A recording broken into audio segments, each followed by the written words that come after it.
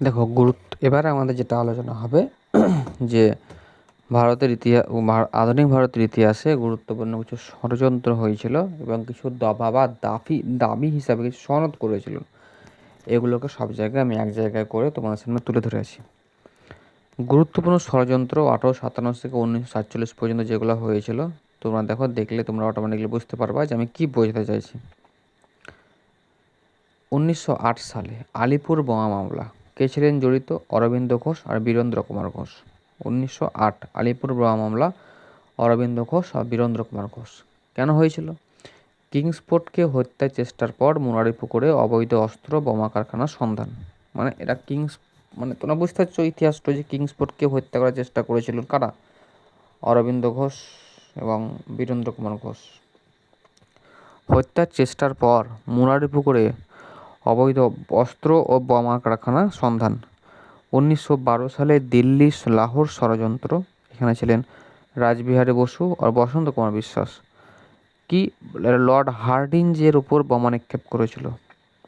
দিল্লিতে প্রবেশের সময় ভাইসরয় লর্ড হার্ডিঞ্জের ওপর বোমা নিক্ষেপ করেছিল। তাই দিল্লি এবং লাহোর ষড়যন্ত্র মামলা। এখানে যুক্ত কে ছিলেন? 1912 সালে হয়েছিল, যুক্ত ছিলেন রাসবিহারী বোস আর বসন্ত কুমার বিশ্বাস। ঠিক আছে, নেক্সট যেটা হবে সেটা হচ্ছে 1915-16 রেশমি রুমাল ষড়যন্ত্র। খুবই ইম্পর্টেন্ট। 1915-16 মৌলানা মাহমুদ হাসান আর ওবায়দুল্লাহ সিন্ধি রেশমি কাপড়ে গোপন বার্তা লিখে ব্রিটিশদের উৎখাত করার আফগান জার্মান তুর্কি ছক। রেশমি কাপড়ে গোপন বার্তা লিখে ব্রিটিশদের উৎখাত করার একটা প্ল্যান। 1915 সালে প্রথম লাহোর ষড়যন্ত্র। 1915 সালে প্রথম লাহোর ষড়যন্ত্র। ঠিক আছে, গদর পার্টির নেতৃত্বাধীন প্রথম লাহোর ষড়যন্ত্র 1915 সালে।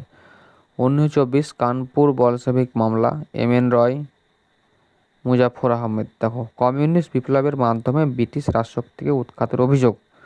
কানপুর বলশেভিক মামলা। 1925 কাঁকরি ট্রেন ষড়যন্ত্র, রামপ্রসাদ বিসমিল আর আশফাকুল্লাহ খান। 1929 দ্বিতীয় লাহোর ষড়যন্ত্র, ভগৎ সিং, সুখদেব, রাজগুরু, সান্দাস হত্যা, কেন্দ্রীয় আইনসভায় বোমা নিক্ষেপের মামলা। সান্ডার্স হত্যা, তাহলে প্রশ্ন আসতে পারে তোমরা পরীক্ষাতে যে সান্ডার্স হত্যায় কে যুক্ত? ভগৎ সিং, সুখদেব, রাজগুরু। কেন্দ্রীয় আইনসভায় কারা বোমা নিক্ষেপ করেছিলেন? ভগৎ সিং, সুখদেব, রাজগুরু। তাই 1929 সালে দ্বিতীয় ষড়যন্ত্রের মামলা। আর প্রথম হচ্ছে 1915 গদর পার্টি যেটা করেছিল। আরটা হচ্ছে 1929 সালে মিরাট ষড়যন্ত্র মামলা, মুজাফর আহমেদ আর এস এ ডাঙ্গে। মিরাট ষড়যন্ত্র মামলায় অংশগ্রহণ করেছিলেন মুজাফর আহমেদ এবং এস এ ডাঙ্গে। 1923 থেকে 33 মিরাট ষড়যন্ত্র মামলা। ঠিক আছে, ভারতে ক্রমবর্ধমান শ্রমিক আর কমিউনিস্ট পার্টির আন্দোলনের দমন করতে 33 জন নেতার বিরুদ্ধে মামলা। ভারতের ক্রমবর্ধমান শ্রমিক আর কমিউনিস্ট আন্দোলন ব্রিটিশরা দমন করতে চেয়েছিল, এই জন্য তারা মিরাট ষড়যন্ত্র মামলা করেছিল 1929 থেকে 1933 মুজাফফর আহমদ এবং এস এ ডাঙ্গে। ঠিক আছে, এবার দেখো জিন্নার 14 দফা নীতি কারা বা কেন? মোহাম্মদ আলী জিন্নাহ নেহেরু রিপোর্ট এর বিরোধিতা এটি পেশ করেছিলেন। জিন্নাহ 14 দফা নীতি পেশ করেছিলেন 1929 সালে। এগুলো মনে থাকে না পরীক্ষাতে, তো আমি এখানে করে দিচ্ছি। জিন্নাহ 14 দফা নীতি 1929 সালে হয়েছিল। মূল দাবি কি? মুসলিমদের রাজনৈতিক অধিকার সুরক্ষিত করা, প্রদেশগুলোতে স্বায়ত্তশাসন আর পৃথক নিজের নির্বাচন মণ্ডলী বজায় রাখা। তাহলে মুসলিমদের রাজনৈতিক অধিকার সুরক্ষিত করা, প্রদেশগুলিতে স্বায়ত্তশাসন ও পৃথক নির্বাচন মণ্ডলী বজায় রাখা। গান্ধীজির 11 দফা নীতি কারা বা কেন? আইন অমান্য আন্দোলন 1930 সালে। আন্দোলন শুরুর ঠিক আগে মহাত্মা গান্ধী ভাইসরয় লর্ড আরউইনের কাছ থেকে এই দাবিগুলি পেশ করেছিলেন। কার কাছ থেকে? আরউইনের কাছে। দাবি কী ছিল? লবণ কর বাতিল করা, প্রশাসনিক ও সেনাবাহিনী 50% কমানো, অহিংসা রাজনৈতিক বন্দীদের মুক্তি দেওয়া। এটাই করেছিলেন গান্ধীজির 11 দফা নীতি। ঠিক আছে, দেখো কৃষক প্রজা পার্টির 14 দফা নীতি 1936। দেখো 1937 নির্বাচনের আগে বাংলাতে একে ফজলুল হক বাংলার কৃষকদের জন্য এই ইশতেহার দেন। তাহলে কৃষক প্রজা পার্টির 14 দফা নীতিকে